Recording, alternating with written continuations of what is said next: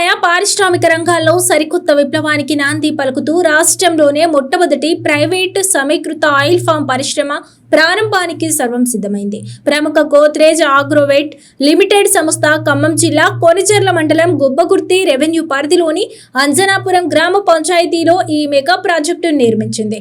దాదాపు 300 కోట్ల భారీ పెట్టుబడితో 113.5 ఎకరాల విస్తీర్ణంలో ఏర్పాటైన ఈ సమీకృత పరిశ్రమను ఈ నెల 20న ప్రారంభించేందుకు సంస్థ సర్వం సిద్ధం చేసింది.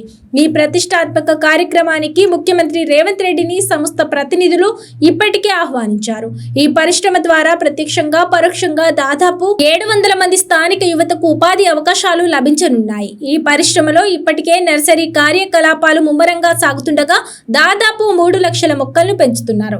ఇందులో భాగంగా ఇప్పటికే 1.40 లక్షల మేలైన మొక్కలను రైతులకు సరఫరా చేశారు.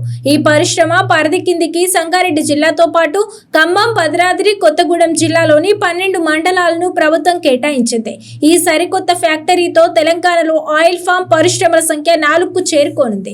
ప్రస్తుతం భద్రాద్రి జిల్లాలోని అప్పారావుపేటలో గంటకు 90 టన్నులు, అశ్వారావుపేటలో గంటకు 30 టన్నులు, సిద్దిపేట జిల్లా నర్మెటలో గంటకు 30 టన్నులతో కర్మాగారాలు నడుస్తుండగా అంజనాపురం కర్మాగారం గంటకు 15 టన్నుల సామర్థ్యంతో అందుబాటులోకి వస్తోంది. ఇదే కాకుండా కల్లూరుగూడెం, బీచ్పల్లి, ఇంజర్ల, పెద్దరాత్పల్లి, సంకిరెడ్డిపల్లి, యాచారంలలో నిర్మాణ దశలో ఉన్న మరో 6 కర్మాగారాలను ఈ ఏడాది చివరి నాటికి పూర్తి చేయాలని ప్రభుత్వం లక్ష్యంగా పెట్టుకుంది.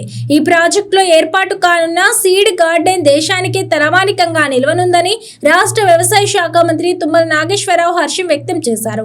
దేశంలోనే ఎక్కడా లేని విధంగా మలేషియా కంపెనీ భాగస్వామ్యంతో గోద్రేజ్ సంస్థ ఈ విత్తన తోటను అభివృద్ధి చేస్తోందని ఆయన తెలిపారు. దీని ద్వారా రైతులకు తక్కువ కాలంలో ఎక్కువ దిగుబడినిచ్చే హైబ్రిడ్ రకాల విత్తనాలు లభిస్తాయని, ఇవి అంతర్గత పంటల సాగుకు ఎంతో అనుకూలంగా ఉంటాయని మంత్రి పేర్కొన్నారు. ఈ ప్రైవేట్ సమీకృత పరిశ్రమ రాకతో తెలంగాణలో ఆయిల్ ఫామ్ సాగు విస్తీర్ణం మరింత వేగంగా పెరగనుందని ఆయన వెల్లడించారు. సాంప్రదాయ పంటలకు భిన్నంగా అధిక లాభాలను ఇచ్చే వాణిజ్య పంటలను తమ ప్రభుత్వం ప్రోత్సహిస్తుందని చెప్పారు.